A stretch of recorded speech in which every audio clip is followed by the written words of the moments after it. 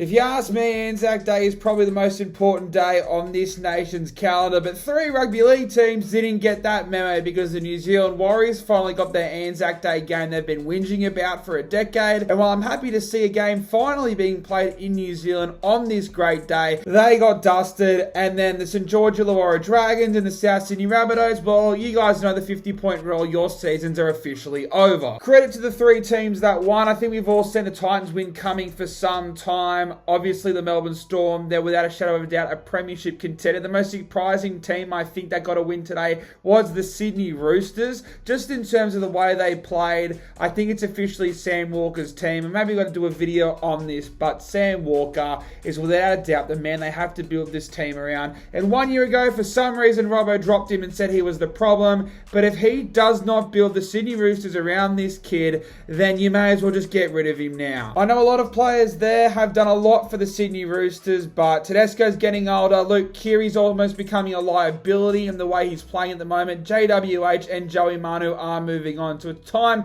for a changing of the guard, and it's time for Sam Walker to be the main man. And the Titans win. That's been coming for a few weeks now. I really didn't think they'd have enough. I just thought the New Zealand Warriors were so much better than them and the occasion they were going to rise. But obviously, they just didn't decide to show up. And it's very concerning now. Ever since the James Fisher-Harris signing, they've gone on to lose to the Dragons, and then they've also gone on to lose to the Gold Coast Titans. Now, I know anything can happen in rugby league, and that's why this sport is so beautiful. And trust me, I ain't putting a line through them because they were the best out of the teams that lost today, but a one-off and then a bounce back, you wouldn't be too concerned. But back-to-back weeks now, they kind of have to win next week. Next week becomes a must-win game for the New Zealand Warriors. Overall, I'm not too concerned, but we're starting to get a bit shaky now, New Zealand, all right? Andrew Webster, you need to bring the boys back in because we're not just going to wait for Fisher-Harris because you do have a chance to win the comp this year. But the Bunnies and the Dragons,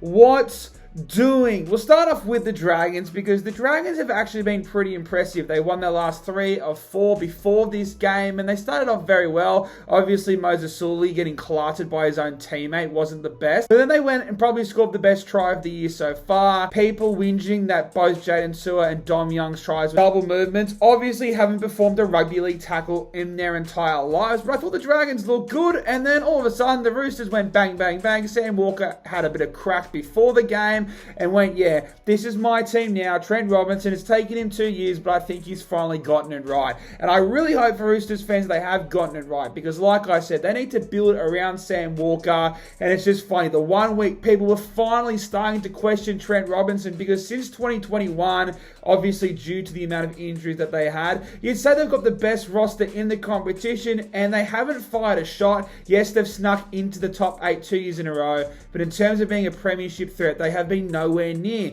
And with that roster on paper, they should definitely be. So maybe Robbo has finally figured it out. But the Dragons were awful. And I do think this is probably just a one-off game. I mean, anyone who thought the Dragons didn't have this in them would be lying. Despite how well they've been sometimes this year, they have still struggled at some point. So it's a bit weird because I don't see the Dragons as a top 8 threat. So I'm not too concerned about them. Obviously, they conceded 50 points, so you can put the line through them. That was very disappointing. The fact that makes it ANZAC Day, this traditional clash. I thought it was going to be a special one. And after that first try, I really thought it was. And then the Sydney Roosters, more specifically Sam Walker, just absolutely nah-bra'd all of us. But the South Sydney Rabbitohs. I mean, what else can we say? The decline is an all-time story and should really be one of Australia's top-tier documentaries that is due to release in the next 18 months. An embarrassment. And we talk about the Parramatta Eels, and people have talked about Brad Arthur being under pressure for a number of years. And credit to Clint Gutherson and credit to the players. They have always stood up for Brad Arthur. Gutho in every post-match press conference, and the players have never ever talked negatively about Brad Arthur. Now, South Sydney players haven't publicly said negative things about Jason Demetriou, but you watch that press conference, and Cameron Murray looks like he wants to kill Jason Demetriou. And then when he's asked if he agrees with the coach, he literally just says, yeah, there's no, we take onus. JD is doing a terrific job. They want him gone. And the only reason he's stuck around, and you can say it's cruel, it's probably a smart business decision, is South didn't want their new coach, their new interim coach, to start 0-2 when they played Penrith and the Melbourne Storm. And good for their business. That's a great decision, and one from a business perspective, it's hard not to agree with. But God, they're just throwing Jason Demetriou into the fire. I think the quicker that guy can get out of there, the better, because as soon as he leaves, no one's going to blame the interim coach. They're all going to blame the players, and that's what these South Sydney Rabbitohs players need.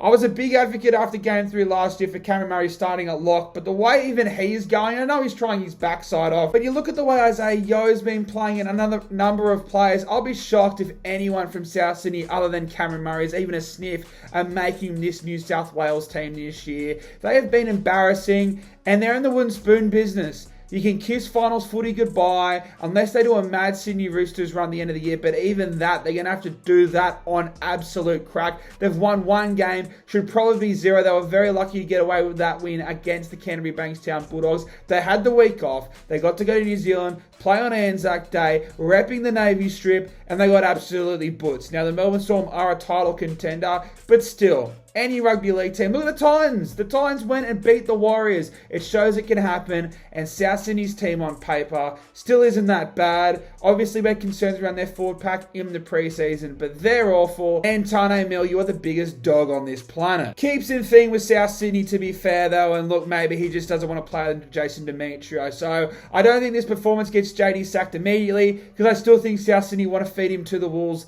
for the Penrith game, and then they can move on with him after that. But South Sydney, guess what? You probably knew it already, but officially, your 2024 season is over. The Dragons, well, to be fair, your season felt like it was over before it even started. Titans fans, your season's already over, but congratulations on finally getting your first win of 2024. But overall, ANZAC Day, one of the best days on this nation, and while it wasn't the best for rugby league, we got some pretty good storylines out of it, because you rugby league players, turns out you're trash on ANZAC Day. But ladies and gentlemen, let me know what your thoughts are in the comment section down below. Smash that like button, subscribe if you haven't yet already, and let's hope the rest of this round is a little bit more entertaining.